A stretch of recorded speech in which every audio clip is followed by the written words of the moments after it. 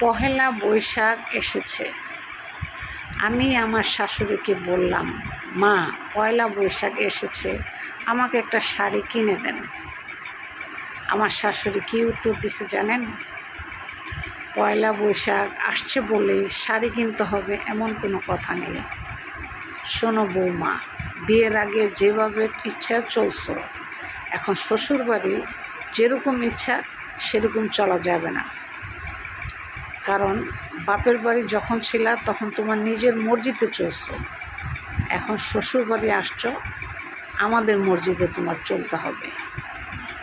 পয়লা বৈশাখ আসছে, তোমাকে কি কাপড় দিতে হবে না দিতে হবে না সেটা আমরা বুঝে শুনে দেব। অপচয়কারী শয়তানের বন্ধু। আমার শাশুড়ি আমাকে এই কথাটা বলে।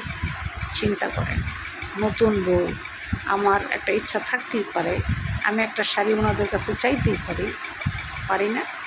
অবশ্যই পারি। কিন্তু উনি আমাকে চোখে আঙ্গুল দিয়ে বুঝাই দিছে যে পরের মেয়ে পরই হয়, পরের মেয়ে কখনোই আপন হয় না। আর পরের মেয়েকে শাশুড়ি কোনো দিনই আপন করে নিতে পারে না।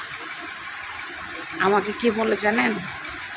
বউ হয়ে আসছো, নিজের সংসার গুছায় নাও আর হিসাব করে চলবা। বেশি কাপড় চোপড়ের দরকার নাই, মাসে একটা ড্রেস বানাইবা, হিসাব করে চলবা, আমার শাশুড়ি বলে। বুঝছেন?